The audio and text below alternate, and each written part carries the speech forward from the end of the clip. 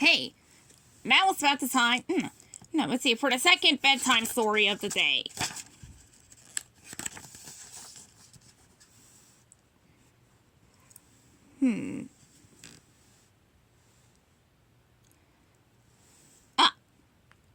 This story will begin at page 125.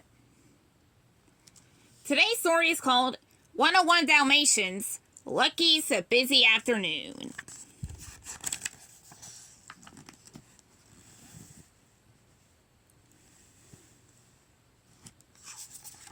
Oh, wait, wrong page.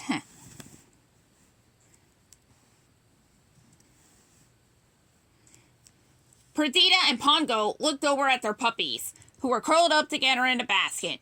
The two Dalmatians were going to a neighborhood party with their human pets, Roger and Anita. Pongo was very excited, but Perdita was worried. "We won't be gone long," he promised. "I'm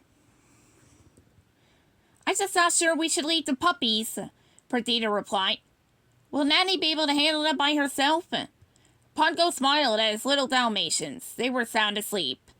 "What could possibly go wrong?" he asked. "See, the puppies are napping. Besides, Nanny can handle anything."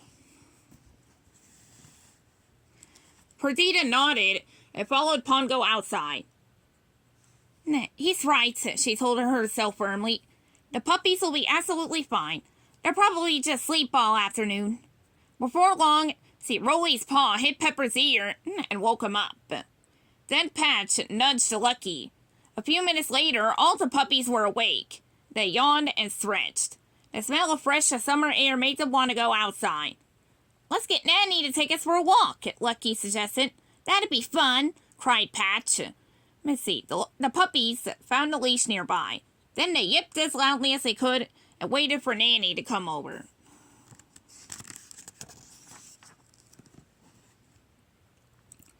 Let's see, when Nanny heard the puppies barking, she went to them right away.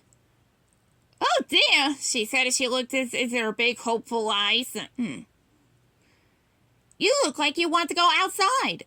The puppies scampered out of the basket eagerly. "I don't think Pongo and Perdita would mind if we went for a walk," she said. Soon Nanny and the Dalmatians were on their way. "Let's go to the playground," Nanny said. "It's the perfect spot for pups to play." Then they arrived. Nanny unhooked the puppies' leashes. The Dalmatians began to run around. It was a beautiful day. Patch and Pepper dug a hole in the sandbox. Rolly found a rope to chew on.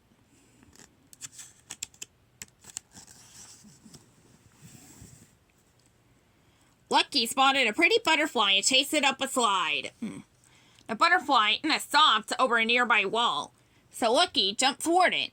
As it flew away again, Lucky barked, "Woof, woof!" His brothers and sisters didn't hear him because they were busy playing. They didn't notice when Lucky jumped down to the other side of the wall. But Lucky didn't land on the ground. He had jumped onto the back of a fire truck. It started speeding down the road. "Woo, woo!" the sirens blared. "Woof, woof!" Lucky barked. "I'm a fire dog!" Soon the truck pulled to a stop. The firefighters got a ladder and set it up next to a big tree. A kitten was stuck in one of the branches. Lucky barked at it to come down, but it didn't understand. Lucky didn't want to make the kitten more nervous, so he jumped off the truck. It was time to return to the playground anyway.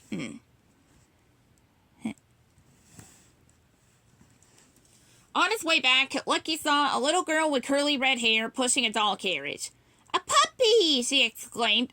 She reached down and picked him up. "You could be my new dolly," she said. Then she tied a bonnet to Lucky's head and dropped him into the carriage. "I'm going to keep you forever." "Grr," Lucky growled. He did not like being a doll. Besides, he had to get back to his family. Suddenly, the little girl spotted something on the ground. "A button!" she cried. She bent down to pick it up. Lucky knew there was no time to lose. He jumped out of the carriage and used his paws to get the bonnet off. Then he ran down the street as fast as he could. At the end of the block, Lucky cocked his ears. He could hear barking.